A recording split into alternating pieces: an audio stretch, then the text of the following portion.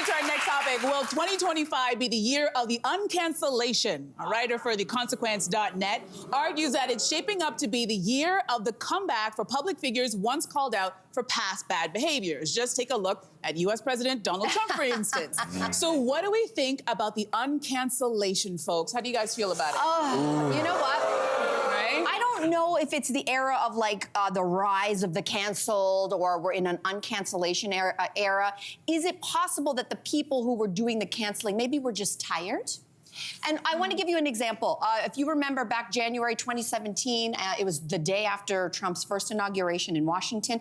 Do you remember this scene where there was, I don't know, 500,000, 1 million women? Yeah. There was a special word for this march. I can't say it on daytime TV, where those very special hats, because women were, and others, were ticked. Yeah. They were exhausted. They were not exhausted at that point. We were just really upset that potentially our reproductive rights were going to get taken away.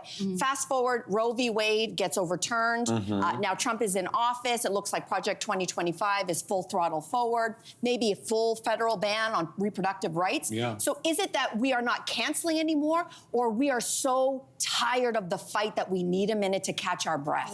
So I just don't, people are still behaving badly, but the fight has just put us on our heels for a minute. But look out, because we're coming back. Yeah, I agree. And I mean, I think that men have just their cancellations are so egregious, right? We are canceling men all the time, and women, but it seems like there's so much misogyny in it because women have to, they pay the price more when they step in something or do something a little evil, and men can just go on a podcast and say, I'm sorry, and everyone just moves on, and women have to go on apology tours, they have to write a book, they have to do all these things just to, you know what I mean? And I think that everyone watching the show, everyone in this room, we've all been guilty of saying something that was maybe not, that we should not have said, and we misspoke, but I think it's how you recover from it, how you atone, and how you move on, and how the rest of society will take you back. Good point. Interesting point.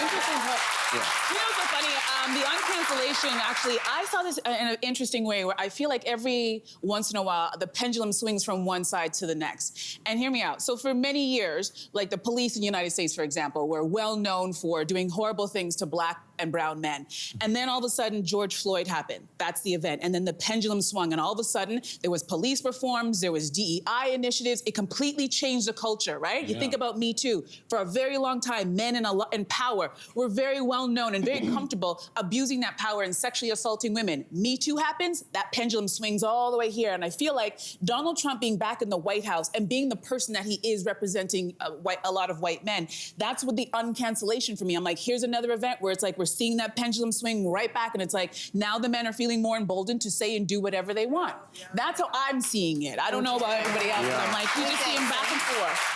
I mean, it's just such a complicated topic, because when we're talking about cancellation, there are so many different examples of it. Are we talking about the Harvey Weinstein cancellation, where that was an entirely justified criminal activity taking place, like let's cancel that guy and people like that guy, versus I think tinier infractions that I think we were seeing all over the place, where someone would make a mistake and then they would feel like their entire career was rerouted in the span of hours or canceled entirely. And I think maybe what people are responding to in part is that for a long time, the left was seen as the sort of group that held the ideology of you can think whatever, you can have difference, you can have diversity of thought, diversity of identity, diversity of everything.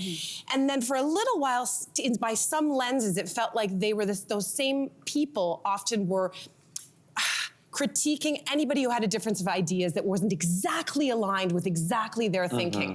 And that, I think, was a little disappointing and frustrating, but I don't want to lose sight of the fact that the truth is, to go back to all of your points, is that the same people right now, while the left was kind of splitting the left and arguing and fighting and maybe canceling the wrong people, the right, and a lot of men, straight white men, continue to be able to uphold power. And so we have to, I think, take some time, rest, recalibrate, and come back to maybe there's an opportunity to learn and to, again, get into, I'm sorry, in my ear, our director is asking me to pivot on to the next topic, but it's a hard pivot to do.